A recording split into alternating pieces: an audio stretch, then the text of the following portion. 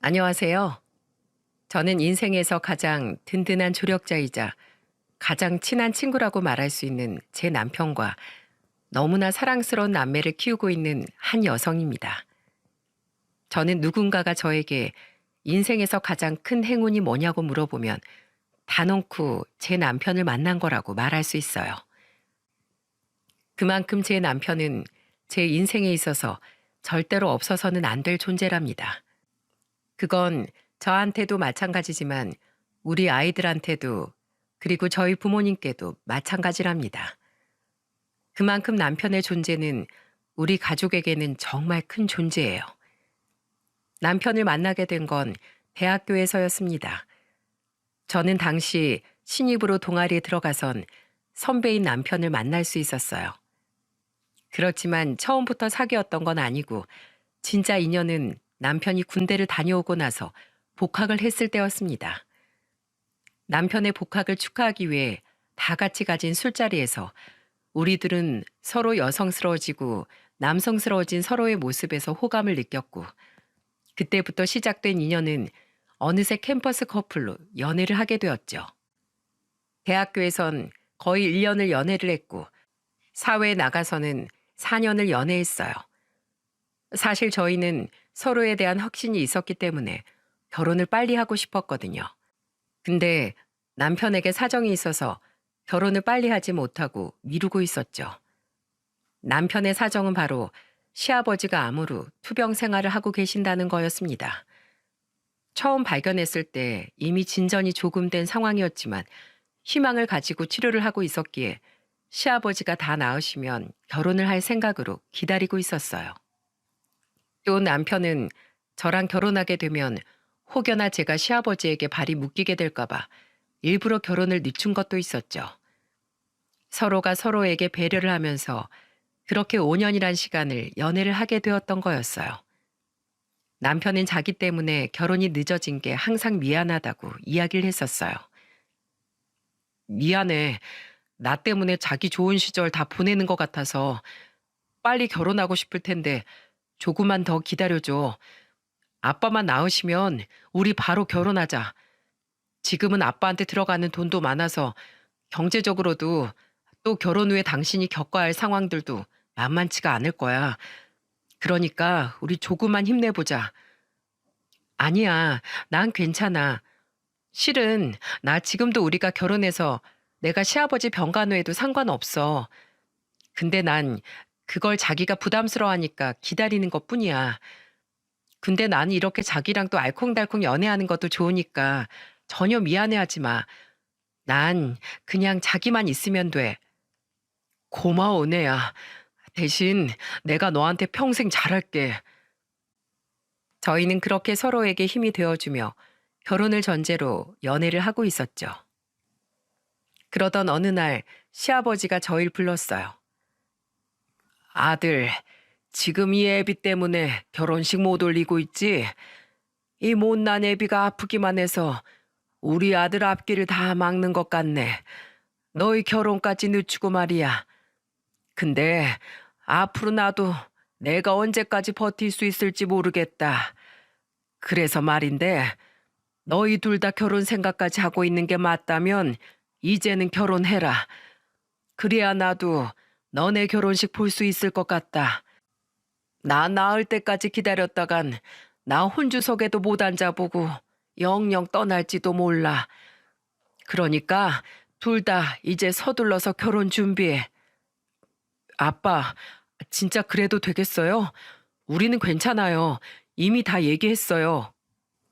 떼끼, 당연히 우리 은혜는 괜찮다고 하겠지.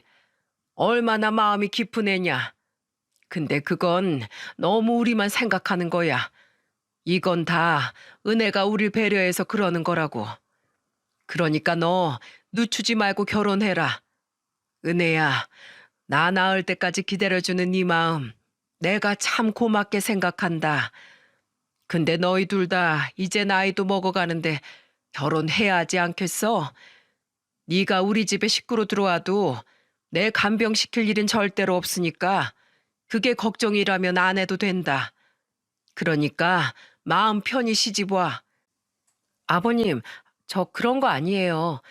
아버님 간병이야 제가 얼마든지 할 수 있죠.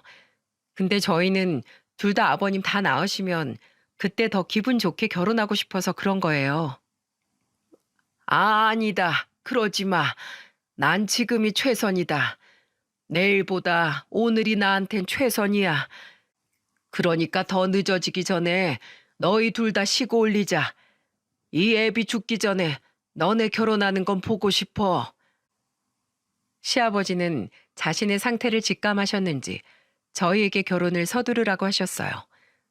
그때는 이미 시아버지도 암이 말기 상태로 접어들면서 몸이 점점 안 좋아지던 때여서 저희도 그 마음이 충분히 이해가 가더라고요. 그래서 저희 둘 다 시아버지 뜻대로 결혼식을 서둘러 올리는 것으로 동의를 했지만 저희 부모님 동의가 또 필요했어요. 근데 워낙에 연애 시절부터 제 남편을 마음에 들어했던 저희 부모님 두 분 다 흔쾌히 허락을 해주셨답니다. 그래서 저희는 시아버지를 생각해서 최대한 빨리 결혼식을 준비했고 그 결과 한 달 만에 결혼식을 올릴 수 있었어요. 실은 정말 불가능한 일이었는데 마침 예비 부부가 결혼식을 취소하면서 생긴 자리가 있어 바로 올릴 수 있었던 거였어요. 시아버지는 결혼식장에 휠체어를 탄 채로 오셨고 결혼식 내내 너무나도 행복해 하셨습니다. 그리고 그게 시아버지의 마지막 모습이었죠. 저희가 결혼하고 난 뒤 2주 후에 시아버지는 돌아가셨어요. 돌아가시기 전에 시아버지는 이런 말씀을 해주셨습니다. 너희들 결혼하는 걸 볼 수 있어서 내 얼마나 감사한지 모르겠다. 난 이제 여한이 없어. 정말 고맙다. 이제 행복하게 잘 살아. 결혼식 날 이렇게 말씀해 주신 것이 거의 시아버지의 마지막 유언이 되었다고 할 수 있을 만큼 조용히 누워 계시다가 마지막에도 조용히 눈을 감으셨어요. 그런데 남편은 그리 많이 슬퍼하지 않았어요. 왜냐하면 그동안에 시아버지가 편찮으기 시작하면서부터 결혼식 날까지 정말 많이 울었거든요.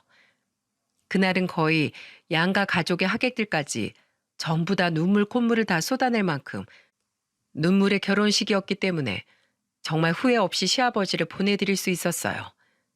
대신 홀로 남으신 시어머니가 많이 힘들어하셨죠. 그걸 알았기에 저희 부모님도 시아버지 장례식에 오셔서는 그 슬픔을 함께하며 위로해 주셨어요. 그리고 더 의외였던 건 저희 부모님 두 분 다 장례 내내 함께 해주시면서 빈소를 지켜주셨다는 거였죠. 사실 그렇게까지 안 해도 되는 거였는데 워낙 저희 둘 다 연애 때부터 서로 잘 알아오셨던 분들이라 그런지 시아버지가 가시는 길에도 끝까지 함께 해주시더라고요. 이때는 제 부모님인데도 불구하고 참 감사하던 거 있죠. 그렇게 시아버지를 보내드리고 나서 시어머니도 안정이 되어가고 저와 남편도 결혼 생활을 잘 해나가고 있었어요. 저희가 사는 집은 크고 좋진 않았지만 저희 수준에서는 잘 골라서 충분히 만족하면서 살 수 있을 만한 곳이었어요. 오히려 좁아서 둘이 꼭 붙어 있을 수 있어 좋더라고요. 사실은 결혼 준비하면서 저희 아빠가 집을 해주신다고 했었거든요. 시댁은 시아버지 투병이 길어지면서 결혼 자금을 댈 수 있는 형편도 아니었고 그 사실을 미리 알고 있던 저희 아빠가 저희 부부 신혼집을 해주신다고 하신 거였죠. 저희 아빠는 사업을 하면서 넉넉하게 여유가 있었기에 충분히 저희 집 살림을 차려주실 수 있는 분이었어요. 근데 그때 제 남편이 이렇게 말을 하더군요. 장인어른, 그 마음은 정말 감사하지만 저희는 그 마음만 받도록 하겠습니다. 제가 이 사람 한 명 데리고 들어갈 집 못 구할 만큼 그렇게 능력 없는 건 아니니까요. 물론 좋은 곳으로 데리고 들어가는 거 못하겠지만 그래도 시작부터 처가 도움 받으면서 시작하는 건 안 하고 싶습니다. 그게 너무 죄송스러워서 그런 것도 있지만 진짜 이유는 이제 저희들이 앞으로 살면서 헤쳐나가야 할 역경이 많을 텐데 첫 시작부터 누군가에게 의지하고 싶지 않아요. 작은 것이라도 둘이서 함께하고 점점 키워나가겠습니다. 그렇게 할 수 있게 해주세요, 장인어른. 남편은 상당히 조심스럽게 말을 하면서도 강단 있게 잘 말을 했어요. 그 모습에 저도 반하고 저희 아빠도 반했죠. 특히나 아빠가 그 대답을 듣고는 너무 좋아하시더라고요. 허참, 내가 역시 사위 하나는 잘 봤구만. 좋네, 좋아. 자네 뜻이 그렇다면 그렇게 하게. 대신에 나랑 술 친구는 자주 해줘야 하네.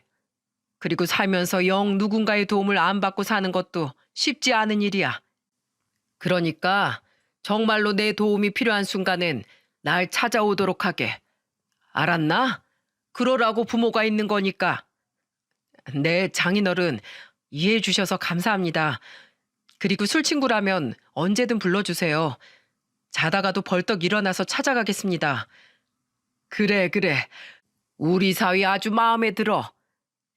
남편은 이렇게나 든든한 사람이었어요. 근데 실은 처음부터 제가 이 말에 동의한 건 아니었어요. 저희 아빠가 집을 해준다고 했을 때 저한테 먼저 말을 하셨었는데 그때 제가 남편에게 가서 그 말을 전하는데 남편이 딱 잘라서 이렇게 말을 하더군요. 우리 그 집 받지 말자. 나 스스로 당신이랑 살 집 구하고 싶어. 실은 집도 미리 봐둔 곳이 있어서 안 그래도 당신한테 같이 가보자고 할 생각이었거든. 비록 20평짜리 작은 빌라이긴 하지만 그래도 우리 거기에서 시작하면서 점점 평수도 늘리고 아파트로 이사도 가보고 하자. 그리고 당신은 나중엔 정원 딸린 주택에서 살고 싶다고 했지? 우리 하나씩 해서 그것까지 해보자. 아이 참, 뭐하러 그런 고생을 사서 해. 아빠가 집 해주신다는데. 그리고 20평짜리 빌라면 너무 작은 거 아니야? 나 더 좋은 집에서 살고 싶은데. 왜 그런 소리를 해? 20평짜리가 뭐 어때서? 거실이 있고 방 2개면 우리 둘이서 살기엔 충분하지. 그러니까 그런 소리 마. 당신 나 못 믿어? 나 어떻게든 당신 책임지면서 살 거야. 그러니까 나만 믿고 따라와줘. 내 목표는 차근차근 우리 힘으로 당신이 살고 싶다는 정원 딸린 집까지 가는 거야. 그리고 그 집에서 당신이랑 앞으로 태어날 우리 자녀들이랑 끝까지 행복하게 사는 게 내 꿈이자 큰 목표야. 그러니까 우리 그거 둘이서 잘 이뤄나가 보자. 내가 잘할게. 이 사람이 이렇게 말을 하는데 틀린 소리가 하나도 없어 찍소리도 못 하겠더라고요. 근데 이 말을 듣는데 남편을 너무 잘 알고 있는 저였던지라 허황된 소리가 아니라는 게 다 알아져서 정말 든든함을 느낄 수 있었어요. 덕분에 남편 하나 믿고 결혼식까지 올릴 수 있었죠. 그리고 그 뒤로는 저도 이 사람 못지않게 정말 좋은 아내, 좋은 며느리가 되고 싶어서 열심히 노력을 했답니다. 그래서 일부러 시어머니와 붙어 다니면서 정말 많은 걸 배웠어요. 특히나 저희 시어머니가 음식 솜씨가 상당히 좋으신 편이라 제가 진짜 많이 배울 수 있었죠. 어머님, 저 미역국 끓이는 법 좀 알려주실 수 있으세요? 제가 얼마 전에 남편 생일이라고 미역국을 끓여줬는데 진짜 너무 맛이 없던 거 있죠? 어머님 레시피면 무조건 성공할 것 같은데 저 좀 가르쳐 주세요. 네? 아이고 기특해라. 너도 사는 게 바쁘면서 남편 생일 미역국까지 챙겨줬어? 알았어. 우리 며느리가 가르쳐 달라는데 알려줘야지. 시어머니는 저를 많이 아껴주시고 예뻐해 주셨기 때문에 제가 무얼 하든 다 기특하다고 말씀해 주시면서 성심성의껏 알려주셨어요. 처음엔 시어머니 손맛을 따라가는 게 정말 쉽지 않았는데 제가 귀찮을 정도로 시댁으로 찾아가 음식을 배우는 덕에 나중엔 얼추 비슷하게 만들어 나갈 수 있겠더라고요. 그 모습을 보면서도 남편은 많이 고마워해 주었답니다. 그렇게 결혼 생활을 즐겁게 잘 하고 있던 중에 한 가지 문제가 생기게 되었어요. 그건 바로 저희 아빠 건강의 적신호였죠. 저희 친정아빠는 평소에 술과 담배를 무척이나 좋아하시던 분이었어요. 늘 저희 아빠는 약주를 챙겨 드시고 때에 따라선 술, 담배를 서슴없이 피시는 분이라 늘 저희 가족들 모두가 아빠 건강을 염려하면서 주시를 하고 있었어요. 근데 워낙에 타고난 체력이 좋으신 분인데다가 아빠는 운동까지 꾸준히 하셨기에 건강엔 항상 문제가 없었어요. 하지만 가는 세월에 장사 없다고 나이가 든 아빠는 몸이 예전 같지 않으셨어요.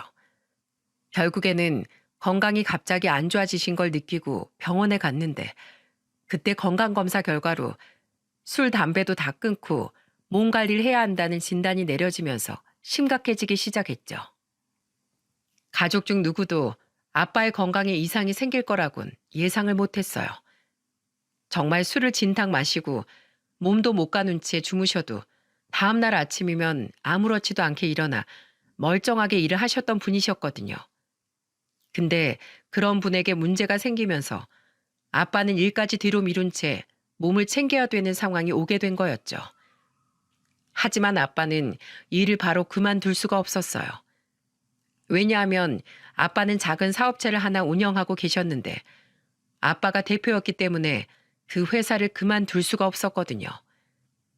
그래서 아빠는 일을 좀 줄이고 건강을 위해 노력하는 시간을 많이 가지시기로 했죠. 근데 여기에서 예상치 못한 건 아빠가 내린 대책이었어요. 아빠는 자신의 건강을 대비하면서 회사 일까지 대비하면서 자신이 그 자리에서 내려올 때 제 남편을 그 대표 자리에 앉히는 거였죠. 이 계획은 남편과 둘이 아빠에게 불려가서 함께 들었는데 그때 저희 둘 다 얼마나 놀랐는지 모릅니다. 자네, 자, 먼저 한 잔 받으시게. 예, 감사합니다, 장인어른. 장인어른도 한 잔 받으시죠? 아, 아니야. 난 괜찮아. 나 이젠 술 끊었네. 아, 맞다. 집사람한테 얘기 다 들었습니다. 장인어른 이제 건강 돌보셔야 한다면서요. 그래, 그렇게도 했어. 그래서 말인데, 안 그래도 오늘 이 얘기 좀 하려고 불렀네. 자네, 혹시 이참에 내 회사 들어와서 일 좀 배워볼 생각 없는가? 네? 장인어른 회사를요? 그래, 자네도 알다시피 우리 큰애가 지금 하고 있는 게 있잖아. 영 사업엔 생각이 없다고 하니 자네가 내 회사로 들어와서 일해보는 건 어떨까 싶어서 말이야. 아빠의 갑작스런 제안에 남편도 저도 당황을 많이 했어요. 근데 저는 아빠가 이해가 가는 게 아빠 말대로 제 오빠는 사업에는 영 뜻이 없었거든요. 저한테는 오빠와 여동생이 한 명씩 있는데 여동생은 아직 시집을 가기 전이었고 오빠는 사업이나 회사 일과는 전혀 무관한 일을 하고 있었어요. 바로 음악이었습니다. 고등학생 시절부터 오빠는 대학 진학도 음대로 들어갈 만큼 일반적인 사회생활엔 전혀 뜻이 없었어요. 그리고 음악을 너무 하고 싶어 했죠. 그래서 대학교도 유명한 음대를 나왔는데 그 뒤로부터 앨범도 몇 개 내고 했었지만 여전히 무명으로 생활을 하는 중이에요. 대신에 애들한테 보컬 레슨 해주면서 자기 앞가림은 잘 하고 다니는지라 저희 아빠도 사업에 대해선 강요하지 않으시고 오히려 아빠의 꿈을 응원해 주시고 계시죠.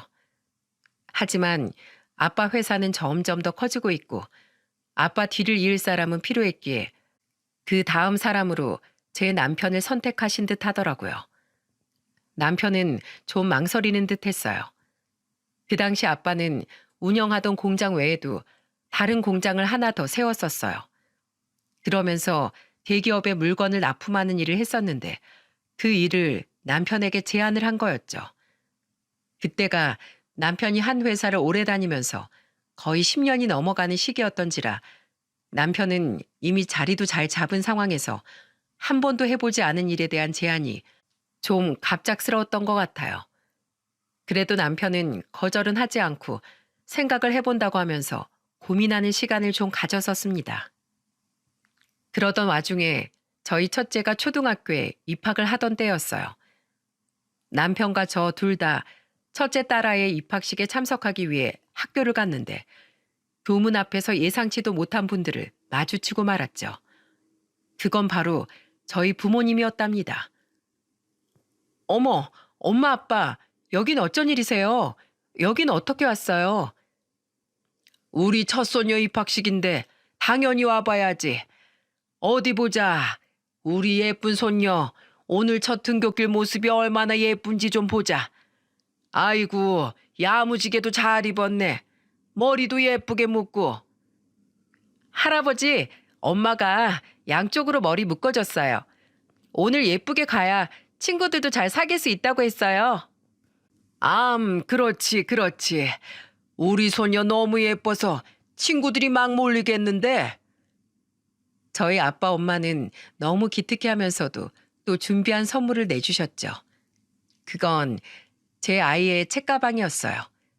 저희가 이미 사준 걸 메고 있었지만 아빠는 그 안에 필통부터 시작해서 공책, 연필 등 아이에게 필요한 학용품을 잔뜩 준비를 해서는 또 주셨어요.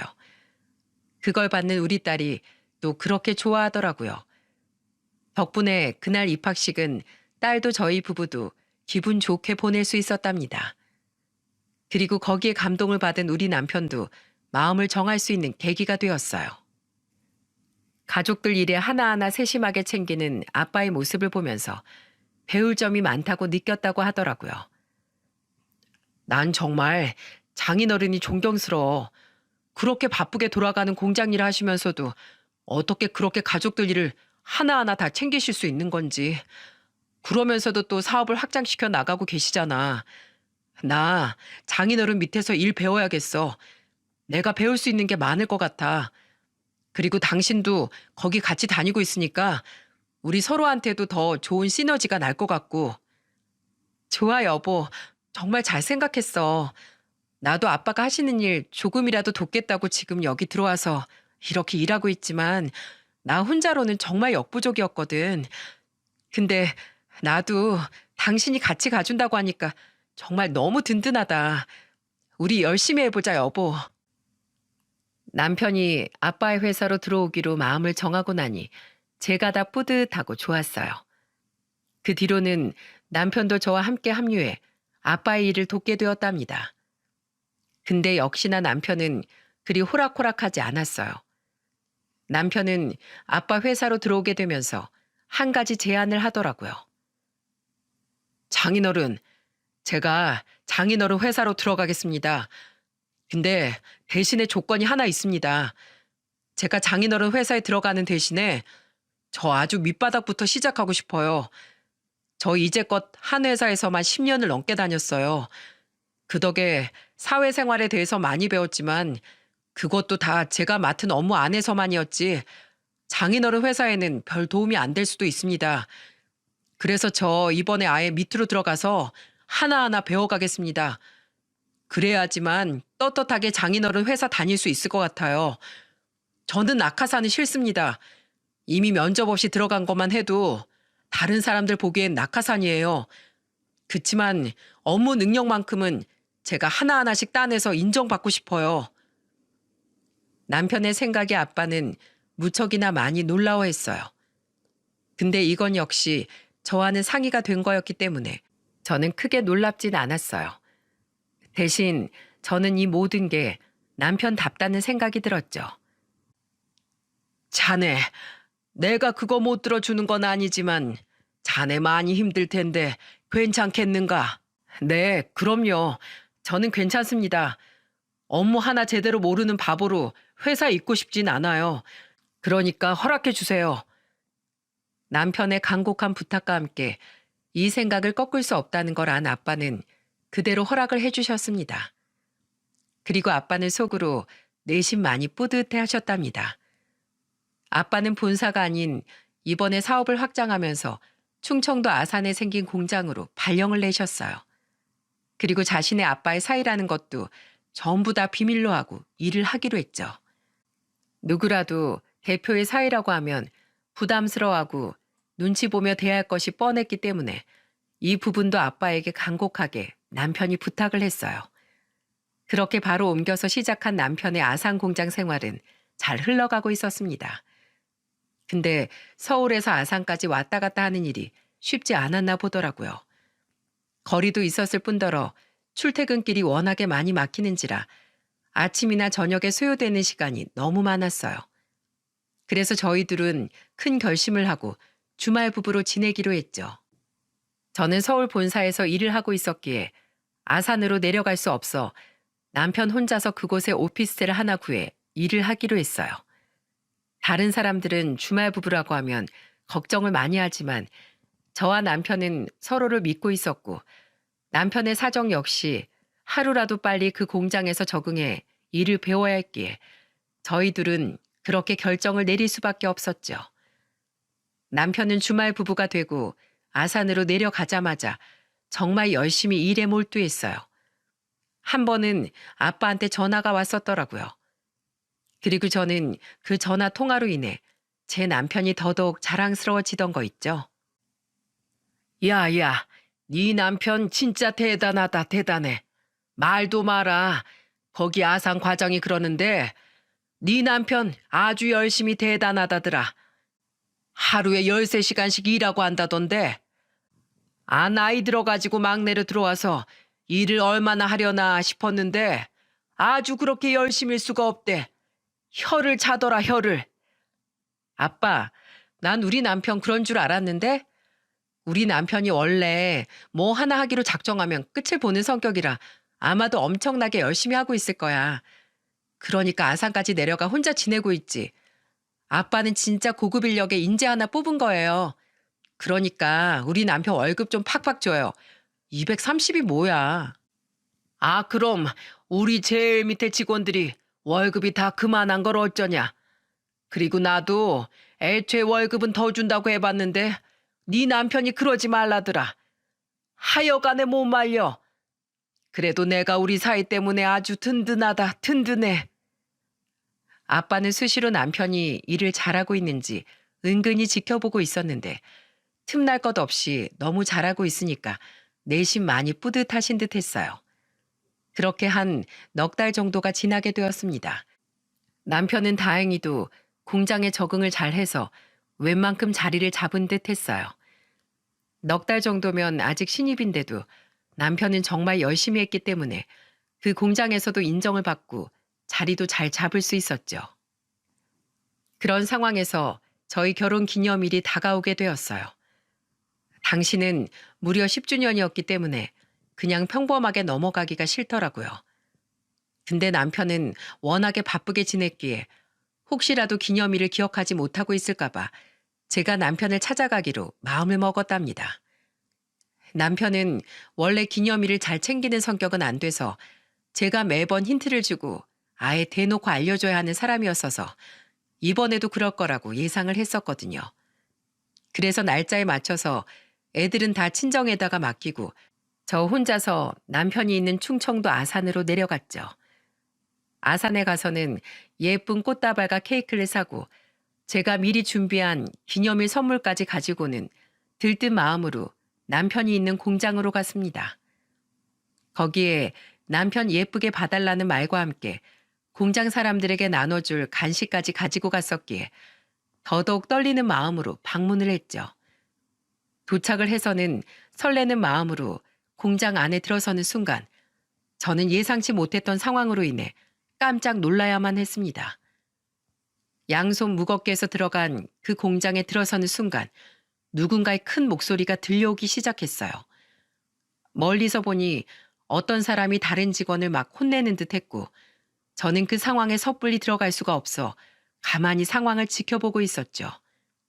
근데 지켜보던 중 혼이 나는 사람의 정체를 알게 되면서 저는 제 손에 들고 있던 모든 것을 그 자리에서 다 떨어뜨릴 뻔했어요.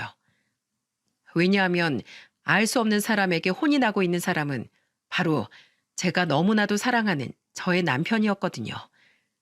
제가 눈이 좀 안 좋아 멀리 있는 사람의 얼굴까지 확인하는 데는 시간이 좀 걸렸습니다. 그리고 처음부터 소리만 집중해서 들었지 디테일한 모습까지 본 건 아니었기에 더더욱 상황을 파악하는 데 좀 늦어졌어요.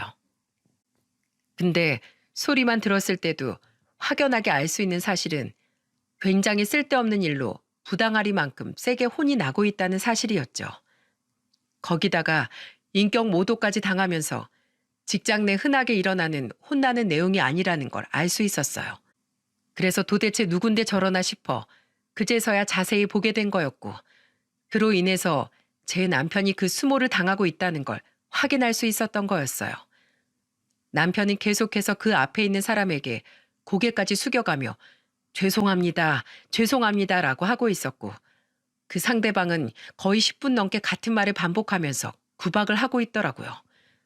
저는 당장이라도 가서 남편에게 왜 그러냐며 따지고 싶었지만 도저히 그럴 수가 없었던 게 제가 나서는 걸 남편이 원치 않아 할 걸 누구보다 잘 알고 있었기에 섣불리 나설 수가 없더라고요. 그래서 일단은 상황이 끝날 때까지 차분히 기다리고 있었죠. 근데 그 순간 저는 또 한 번 예상하지 못한 상황으로 인해 경악을 해야만 했습니다. 그 이유는 바로 남편에게 막 구박을 하던 상사가 갑자기 지 분에 못 이겨서 남편의 정강이를 걷어참과 동시에 뺨을 날렸기 때문이었어요. 전 그걸 보자마자 정말 깜짝 놀랐습니다. 거의 비명이 나올 뻔한 걸 가까스로 참아야 했죠. 하지만 그 다음 행동은 도저히 참을 수가 없었어요. 저는 남편이 맞는 모습을 목격하자마자 곧바로 달려나갔습니다. 그냥 달려나가는 것도 성에 안 차서 더 빨리 그 앞에 서기 위해 손에 있던 짐들도 다 내팽개치고 구두까지 벗어던지고는 그 앞으로 달려갔어요. 저기요, 지금 뭐 하는 짓이에요? 지금 누구 정강이를 차는 거야? 여보, 왜 맞고만 있어? 무슨 잘못을 했길래 맞기까지 하냐고. 여보, 당신은 뭔데 끼어들어? 대체 누구야 당신? 아, 이 사람 와이프야? 참네, 낄 뗄 껴 이 사람아. 지금 내가 밑에 직원 훈계하는 거 안 보여? 남편은 생각지도 못한 저의 등장에 깜짝 놀라워했어요. 그리고 그 상대방은 저한테까지 무시하는 말투를 보이며 오히려 왜 끼어드냐며 화를 내고 있었죠. 저는 그 모습에 더 분노가 올라왔어요. 뭐라고요? 당신 지금 말 다 했어? 밑에 직원 훈계할 때 정강이랑 뺨 따고 때리면서 훈계해도 된다고 누가 그래? 어디서 감히 손찌검이냐고? 아, 당신 누구냐고? 그건 내 회사에서 내가 알아서 해, 이 아줌마야. 그리고 당신 여기 왜 들어왔어? 여긴 직원 아니면 못 들어오는 곳인데. 저기 안 보여? 통제구역. 어디서 굴러 들어와가지고 감히 이래라 저래라야? 당신 불법 침입으로 경찰서 끌려가고 싶어? 어? 이 사람은 저한테까지 화를 내면서 급기야는 제 어깨를 툭툭 밀치면서까지 말을 했어요. 그 모습을 보더니 그제야 남편이 제대로 나서기 시작했습니다. 저기요 대리님, 아무리 그래도 몸 터치는 하지 마시죠? 이 사람 제 와이프입니다. 아까 여보 소리 하는 거 못 들었어요? 들었지. 근데 뭐? 네 와이프인데 뭐? 여긴 대통령이어도 허가 없이 못 들어오는 곳이야. 그리고 감히 날 말려? 야, 너 진짜 돌았어? 그래도 여자를 밀치면서 말하는 건 아니잖아요. 저한테만 하세요, 저한테만. 왜 엄한 사람한테 그럽니까? 자꾸 이러시면 저 가만 안 있습니다. 이야, 이젠 이게 아주 까부네. 꼴랑 네 마누라 왔다고 지금 나한테 개기냐? 어? 이게 아주 허세를 잔뜩 부리네. 왜? 와이프 앞에서 꼽당하니까 자존심 상하냐? 어? 야, 근데 그게 네 위치야. 뭘 어쩌겠냐? 그 나이 먹고 말단 신입으로 들어왔으면 그냥 조아리고 살아. 알아들었어? 어? 이따위로 까불지 말고. 이 사람은 또 한 번 남편을 무시하면서 어깨를 밀치며 말하더군요. 거기에 더 화가 난 저는 흥분해서 확 질러버렸습니다. 그 자리에서 남편을 밀치는 그 인간에게 달려가 소리를 지르면서 제가 오히려 더 세게 밀쳐버렸죠. 내 남편 건들지 말라고 했지? 저의 밀침에 크게 휘청이던 이 남자도 점점 더 흥분을 하기 시작했습니다. 그리고는 그때부터는 타겟을 저한테 바꿔서 막말을 하더라고요. 야, 너 뭔데? 이것들이 아주 쌍으로 가지가지하네. 야, 너 누구야? 대체 누구냐고? 누군데 기어들어와서 난리야? 왜, 내 정체가 궁금해? 궁금하면 알려줘야지. 남자는 흥분해서 저한테 소리를 쳤고 저는 제 정체를 궁금해하는 그 사람에게 저에 대해서 제대로 알려주었습니다. 전 제 자켓 주머니 속에 있는 제 회사 사원증을 그 인간 눈앞에다가 가져다 대고 똑똑히 보여주었어요.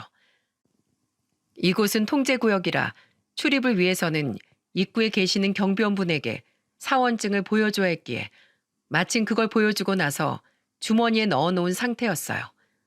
그래서 바로 꺼내서 보여줄 수 있었죠. 그 사원증에는 제 이름과 함께 회사 직함이 적혀 있었고 그 사원증을 보자마자 그 인간은 깜짝 놀라더니 급기야는 벌벌 떨기 시작하는 거 있죠. 그러면서 행동이 180도 달라졌습니다. 아, 과장님? 네, 저 강은혜 과장입니다. 제가 본사 사람이라 몰라보셨나 본데 저 본사에서 온 강은혜 과장입니다. 아니, 어떻게... 당신 여기 들어온 지 얼마나 됐어요? 당신 대리라고? 대리 정도 됐으면 여기 들어온 지도 꽤 됐을 텐데 직원 교육을 지금까지 그따위로 시켰어요? 아니지. 지금까지 회사 생활 그렇게 해온 거예요? 밑에 사람들 부당하게 갈구면서? 그게 아니라 이 친구가 작업 실수를 좀 해서. 실수를 했으면 그 실수한 것에 대해서만 혼을 내야지. 왜 애먼 사람을 때리냐고요, 때리길.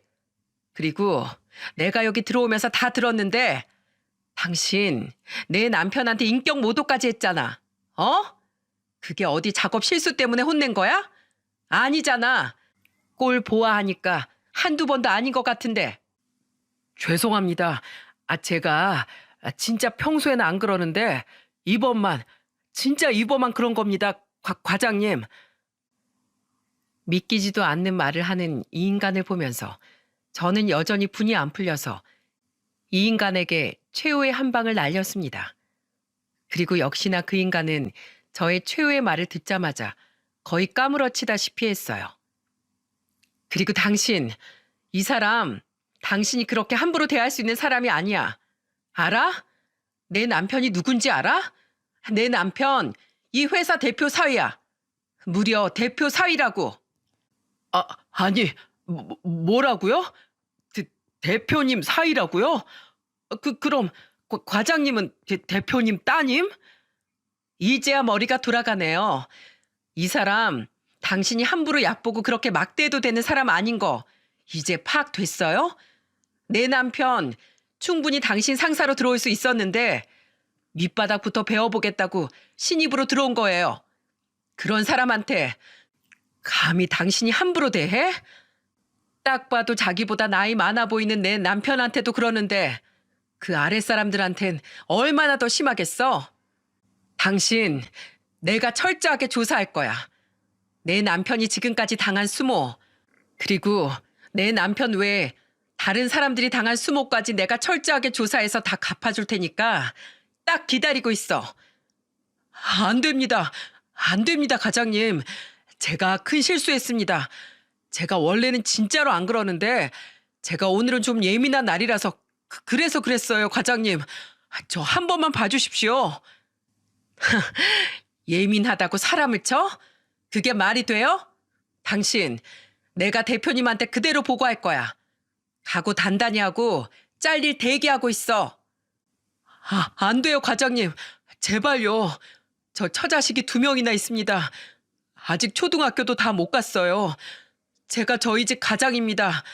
그러니 한 번만 봐주세요. 집에 있는 제 와이프랑 처자식을 생각해서라도 좀 봐주세요. 네? 저는 막 흥분을 하면서 말을 했어요. 그리고 정말로 이 사람을 가만두지 않을 생각이었죠. 그래서 이 사람이 저한테 아무리 빌고 빌어도 꿈쩍도 하지 않았어요.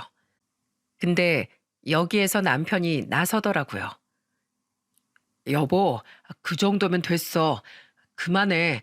내가 작업 실수한 건 맞아. 내가 일하는 게 답답하셨을 거야. 그리고 정말 다른 사람들한테는 안 그러니까 그런 걱정은 안 해도 돼.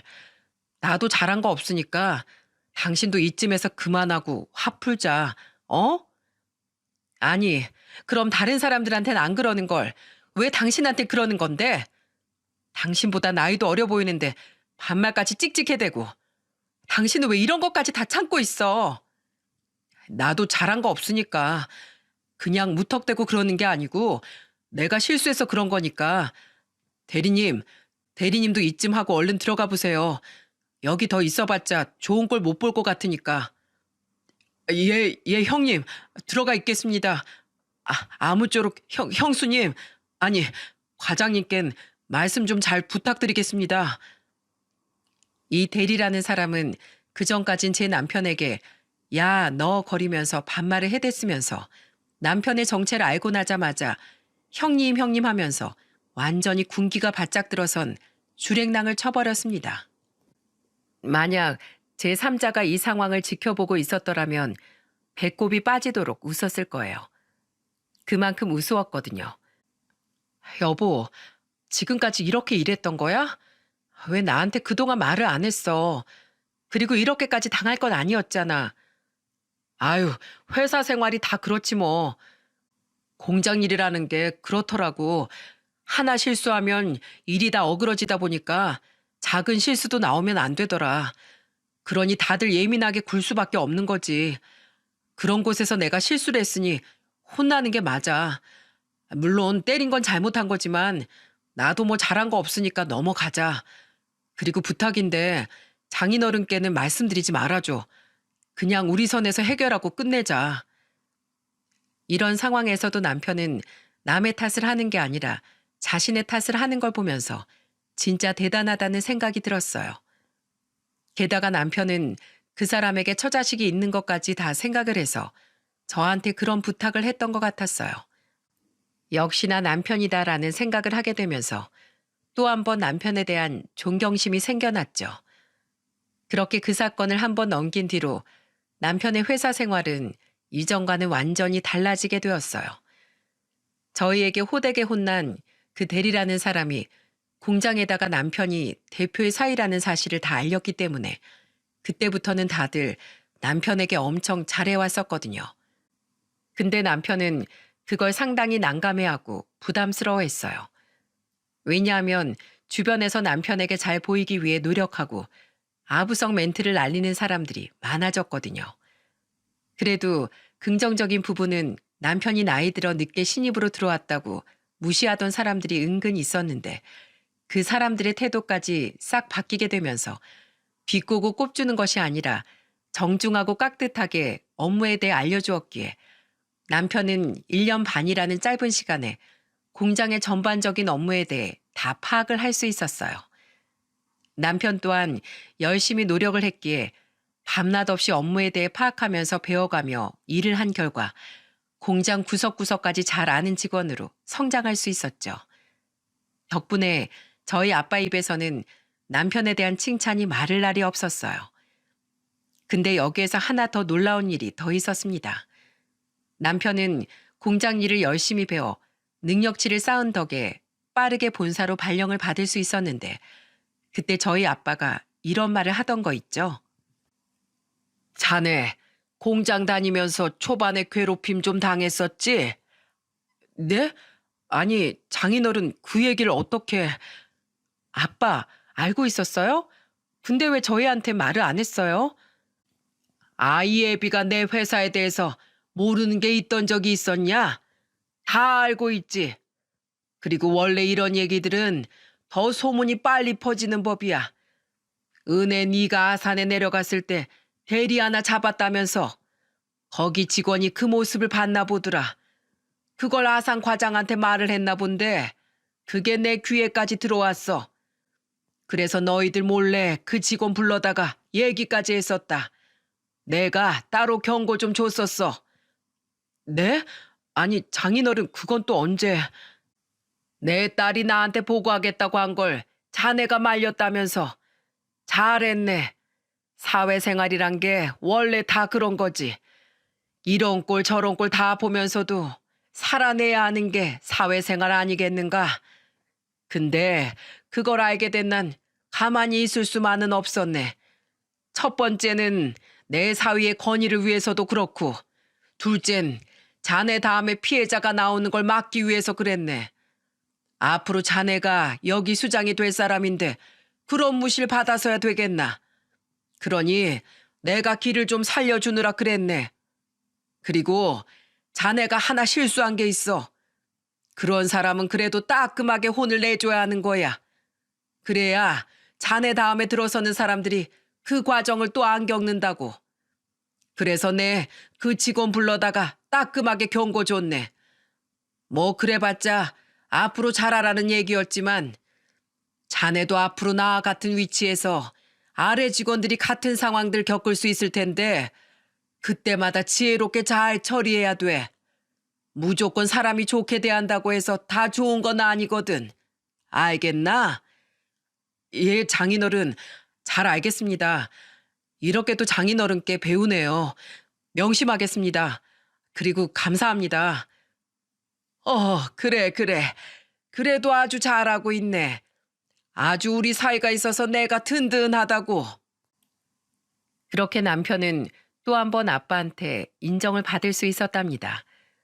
모든 것이 다 저한텐 고맙고 감사했어요. 제 남편은 아빠에게 인정을 받고 또 아빠는 제 남편에게 존경받는 직장 상사이자 장인어른이 되었기 때문에 이 둘을 지켜보는 게 너무 뿌듯하고 행복했어요.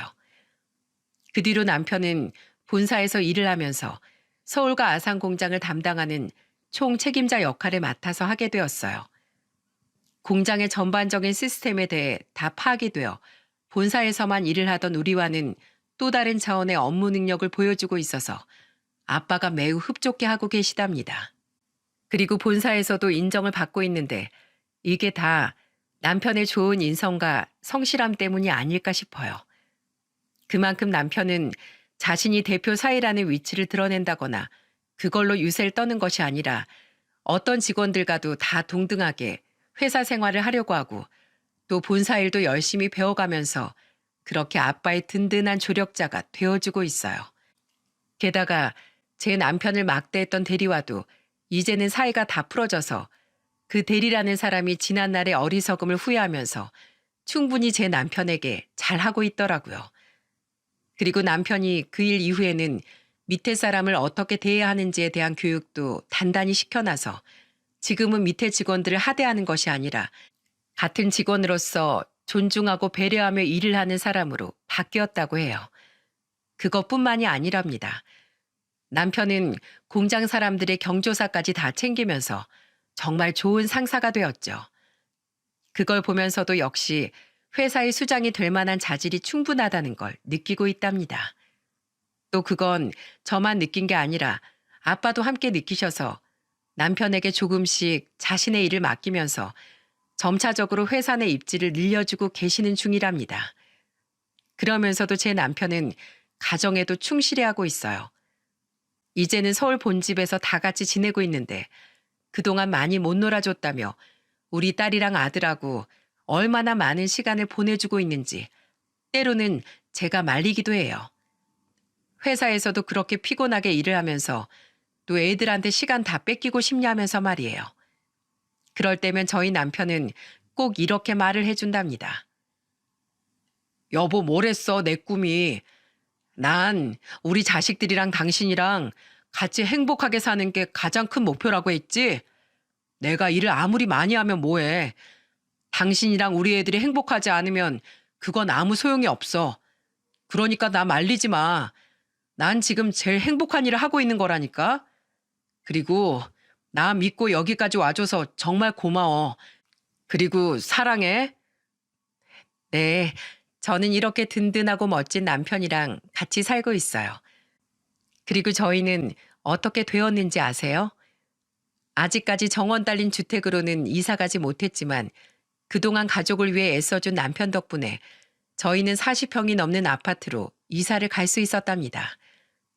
그게 벌써 4년 전의 이야기네요. 여러분, 정말로 행복은 멀리 있는 것이 아닌 것 같습니다.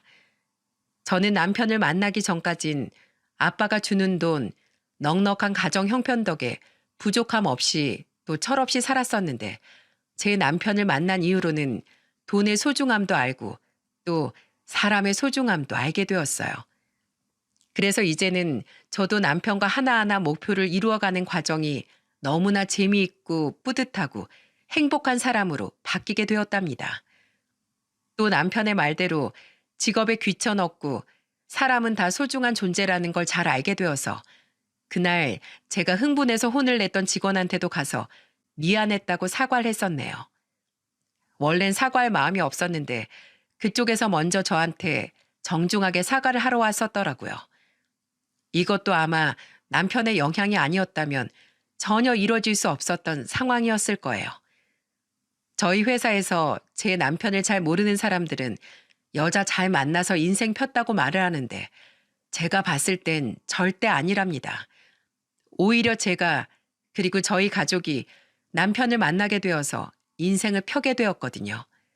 그만큼 누구를 만나느냐에 따라서 우리의 인생이 참 많이 달라지게 되는 것 같아요. 그러니 여러분도 꼭 인생에서 좋은 인연, 좋은 배우자를 만나시길 바랍니다. 제가 늘 응원하겠습니다. 제 사연 들어주셔서 정말 감사합니다.